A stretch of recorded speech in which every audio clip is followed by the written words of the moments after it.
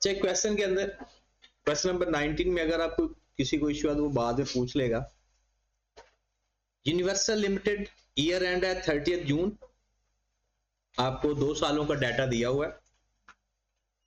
Property plant and equipment, stock and trade, receivables और cash, share capital, retain earning, revaluation surplus. इसका मतलब ये revaluation surplus इस साल का ही है, क्योंकि ये पिछले साल में भी था।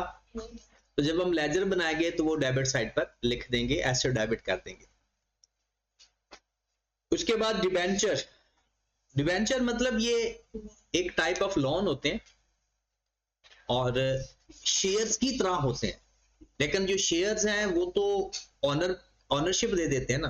तो ये सिर्फ डिबेंचर्स या बॉन्ड जो आ जाए ना, ये आपकी फाइनेंसिंग एक्टिविटी ही होती है, लेकिन ये ऑनरशिप नहीं देते बल्कि लायबिलिटी ही रहती है। मतलब ये वापस पैसे कंपनी ने देने होते हैं। 20,000 पहले था, बाद में 18,000 हो गया। इंटरेस्ट पेएबल, और एक डिबेंचर कितने रुपए का है? 100 रुपए। तो ये हमें यहां से नंबर ऑफ डिबेंचर का भी पता चल सकता है। Interest payable, trade payable, accrued liabilities, unearned maintenance income होगी ये, क्योंकि क्रेडिट लायबिलिटी साइड पर है। एडवांस इनकम जिसे हम कहते हैं। Income tax payable, sale, cost of sale, gross profit, हमें प्रॉफिट बिफोर टैक्स भी दिया हुआ है और प्रॉफिट आफ्टर टैक्स भी दिया हुआ है।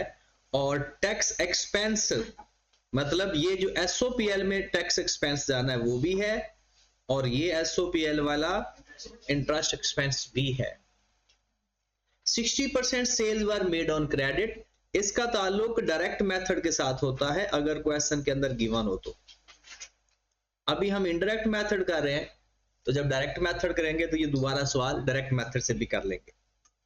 You will maintain provision for doubtful debt 6% during the year, trade receivable 7 million were written off। देखिए पहले बात, ICAP इसको कंसीडर करता है, हम तो इसको कंसीडर करते ही नहीं, इसको तो छोड़ दिया बैड डेट्स को। ये जो 6% प्रोविजन है ये उन लोगों के लिए है जो ग्रॉस डेटर और प्रोविजन का डिफरेंस लेंगे, क्योंकि डेटर्स को लेने के 2 तरीके हैं, या तो नेट डेटर्स ले लो या फिर ग्रॉस ले लो और प्रोविजन को भी कंसीडर कर लो। तो हम इस पूरी एडजस्टमेंट को इग्नोर कर देंगे, क्योंकि हमने किस तरह से लेते हैं, हम ना तो बैडर्स लेते हैं और ना प्रोविजन लेते हैं। हाँ प्रोविजन अलग से बताई होती क्वेश्चन के अंदर, अकाउंट्स के अंदर, तो फिर ले लेंगे। Depreciation expense for the year 22.5 million, 70% was charge to cost of sale. इसका ताल्लुक भी डायरेक्ट मेथड के साथ है, हमारा ताल्लुक सिर्फ इससे है। डेप्रिसिएशन 22.5 मिलियन है। अदर इनकम कंप्राइजेस, कहता जो अदर इनकम ऊपर गिवन है ना, यहां पे ये वाली अमाउंट, इसके बारे में बता रहे। कहता 3 million on disposal of the vehicle, कहता 3 मिलियन डिस्पोजल ऑफ व्हीकल है, और जो व्हीकल है वो बेचा कितने का है? 12 मिलियन का। इसका मतलब है जो व्हीकल बेचा है आप उसकी बुक वैल्यू बता सकते हो,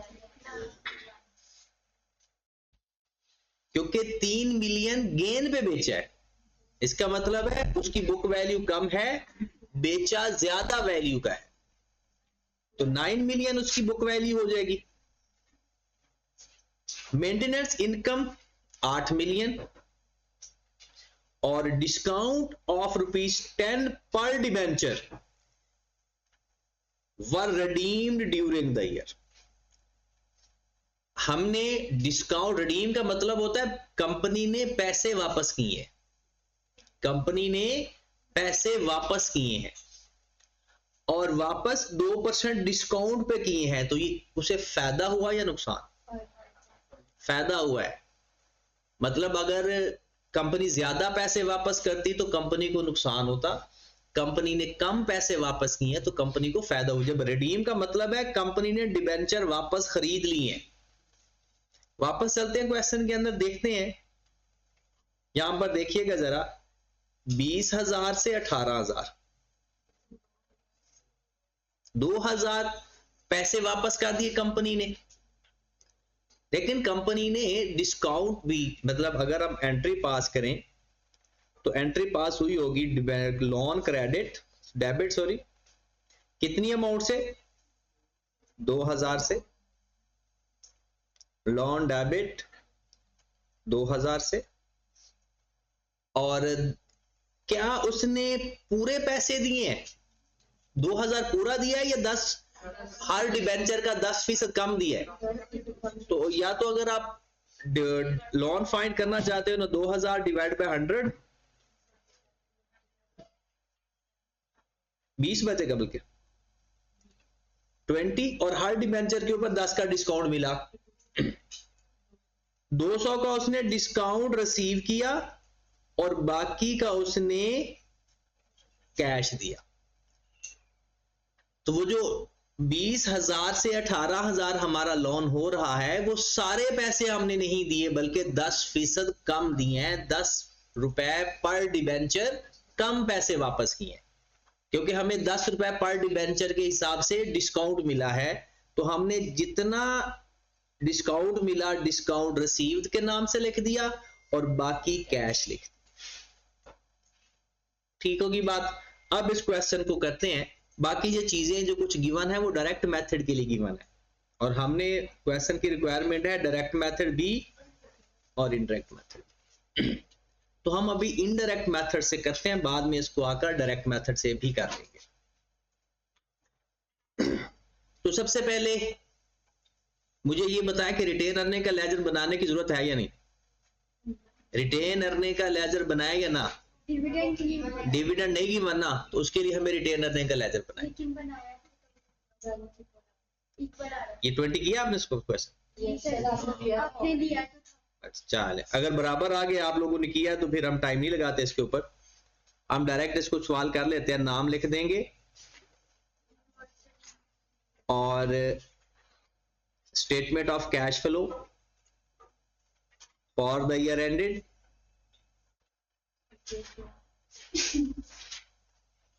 जून 17,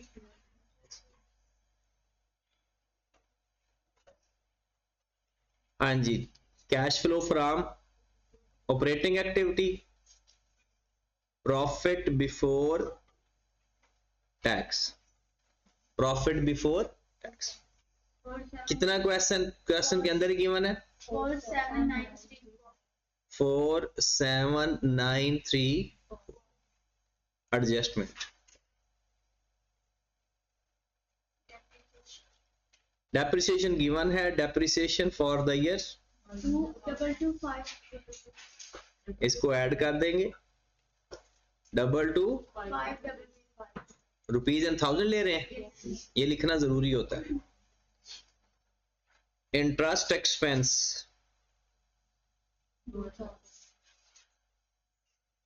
2000, ये भी यहां पर गिवन है। उसके बाद गेन ऑन डिस्पोजल, वो एंड पे जो गिवन है 3 मिलियन है,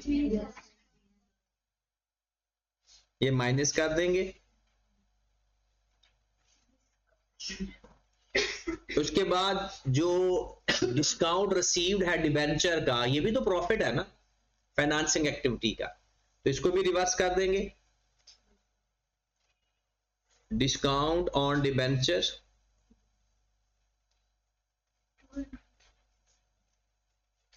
जो भी फाइनेंसिंग एक्टिविटी का एक्सपेंस है या इनकम है, एडजस्टमेंट में रिवर्स कर देंगे और जाकर फाइनेंसिंग एक्टिविटी में लिखेंगे। अब फाइनेंसिंग एक्टिविटी होता क्या है? शेयर्स, लोन, ये फाइनेंसिंग एक्टिविटी आपकी। यहां पर अगर मैं देखूं दोबारा, आप देखें 2000 का थे और एक डिबेंचर 100 रुपए का है, टोटल डिबेंचर है 20, और एक डिबेंचर को जब आपने रिडीम करवाया तो 10 रुपए के हिसाब से, तो मल्टीप्लाइड बाय, तो 200 भी हमने माइनस कर। बैड डेट्स को और अलाउंस को, बैड डेट्स को तो मैंने कहा था कि आपने इग्नोर करना है, 100% इग्नोर करना है, ठीक है। वो डायरेक्ट मेथड में लेंगे, अगर लिया तो इनडायरेक्ट मेथड में तो आपने 100% इग्नोर करना है, बल्कि वहां पर भी इग्नोर करना है। इसके आप दो तरीके रखें अपने पास, एक अलाउंस को और ग्रॉस डेटर्स को, और या फिर नेट डेटर्स को। आंसर बराबर है। अगर हम लोग अनाउंस ले रहे हैं ऑपरेटिंग एक्टिविटी में तो फिर हम लोग बैड डेट्स को ले रहे हैं, जरूरत नहीं है। अलाउंस वो आप लोग जिस तरह से भी करेंगे आपका आंसर ठीक आएगा, आपको बैड डेट्स लेने की जरूरत नहीं।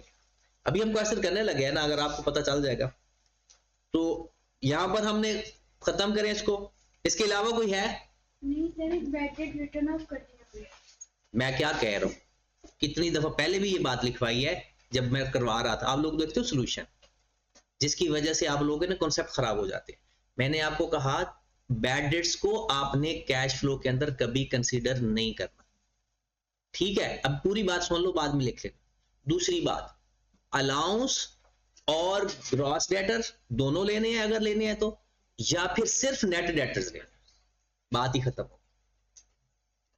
अलाउंस लोगे, अलाउंस का डिफरेंस लोगे तो फिर ग्रॉस डेटर्स का डिफरेंस लोगे, और अगर नेट डेटर्स का डिफरेंस लोगे तो फिर कुछ भी नहीं लोगे ना, अलाउंस लोगे। बैड डेट्स वैसे ही नहीं लेने ना, आप लोगों ने बैड डेट्स नहीं लेने, ठीक है? वैसे मैं करवा रहा हूं ना, अगर आपको कहीं मसला आएगा तो पता चल जाएगा। ठीक होगी बात यहां तक? डिस्काउंट और इसके अलावा कोई चीज है तो बताएं, क्लोज कर देंगे। क्या आ जाएगा हमारे पास? Profit before working capital changes 69234। इसके बाद हम लेते हैं वर्किंग कैपिटल चेंजेस, और जरा वर्किंग कैपिटल चेंजेस को देखते हैं। वर्किंग कैपिटल चेंजेस के लिए क्या देखते हैं? करंट एसेट्स और हाँ जी स्टॉक लेंगे। ये रिसीवेबल जो गिवन है ये नेट है या ग्रॉस है? नेट है। कैसे पता चलता है? अगर allowance for bad debts accounts के अंदर होता तो ये ग्रॉस होता। कैश हम लेते ही नहीं है। उसके बाद इंटरेस्ट पेएबल भी नहीं लेते, trade payable, accrued liability, unearned maintenance, बस। हाँ जी, सबसे पहले स्टॉक आप देखें 45 से 58 हो गया, स्टॉक इंक्रीज 13,000 से। अकाउंट रिसीवेबल क्या 61234 है? आप करके देख लो, ये क्वेश्चन आपके सामने। क्या 69234? तो जिसका 61 आ रहा है वो दोबारा कैलकुलेशन कर ले। 69 ही है, चल। अकाउंट रिसीवेबल 58 से 68 इंक्रीज कितने से? 12,000 से। 56 से फिर उसके बाद आ गया ट्रेड पेएबल 39 से 42 इंक्रीज 3,000 से। फिर उसके बाद एक्रूड लायबिलिटी 18 से 20,000। एक्रूड लायबिलिटी कम या ज्यादा? 2,000 से ज्यादा हो रही है।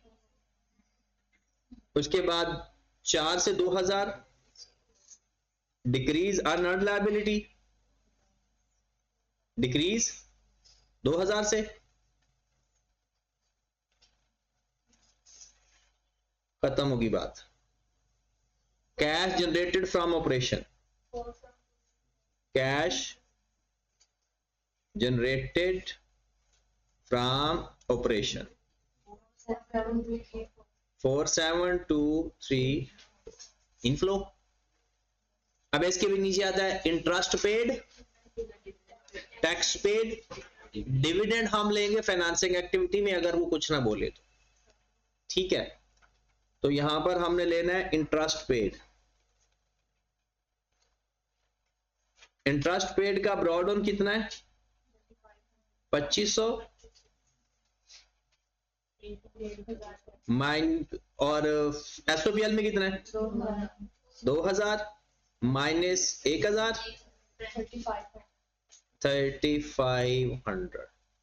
टैक्स पेड ब्रॉड ऑन कितना है जी 14,000 और कैरिड ऑन 1,500 14,000 और एसओपीएल में कितना है 15,000 माइनस 1,500 275 ये हमारे पास क्या आ गया operating activity net cash flow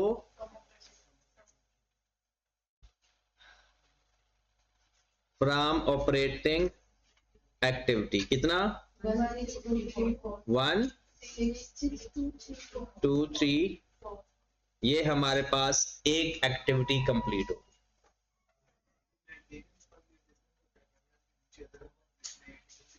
वो जो अदर इनकम में गिवन है ना वो नीचे जो एडिशनल इंफॉर्मेशन है वो बेसिकली डायरेक्ट मेथड के लिए गिवन है हम तो कर रहे हैं इनडायरेक्ट मेथड हम वहां से हमें सिर्फ एक काम की चीज मिली है कि डिस्पोजल जो बेचा है ना वहां से हमें 12 मिलियन का कैश आया हुआ है वो हमारे काम की इनकम है बाकी जो चीजें आप देखते हैं जो हम लेते हैं हम सिर्फ वही लेंगे वो जो बाकी इंफॉर्मेशन गिवन है वो डायरेक्ट मेथड के लिए गिवन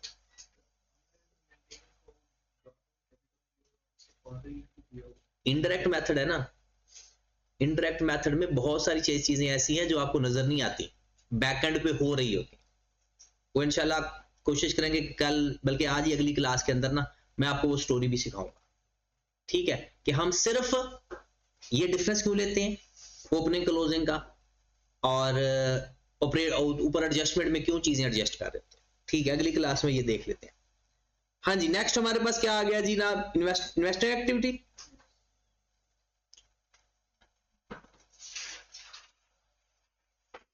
हाँ जी इन्वेस्टिंग एक्टिविटी में हमें प्रॉपर्टी प्लांट एंड इक्विपमेंट का लेजर बना लेते हैं लेकिन बनाएंगे किसके ऊपर बुक वैल्यू के ऊपर या बुक वैल्यू के ऊपर तो यहां कोई जगह इधर ही बना देते हैं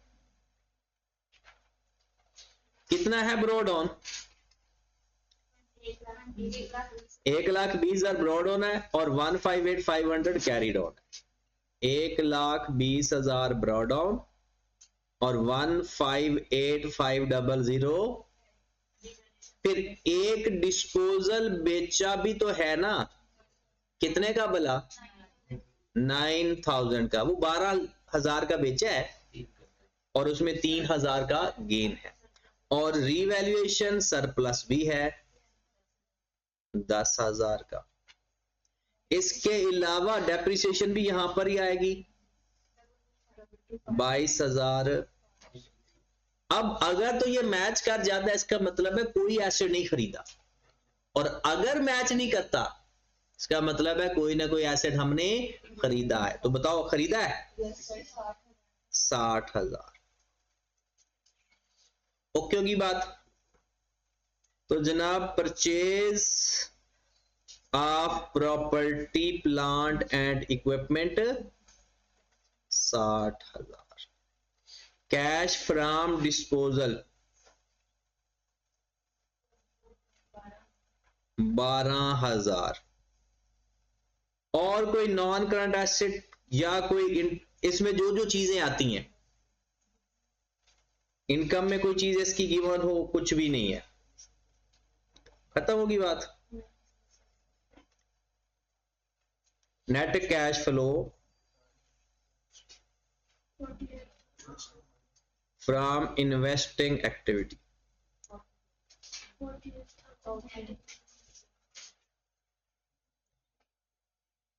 ठीक होगी बात अब हम चलते हैं फाइनेंसिंग एक्टिविटी की ओर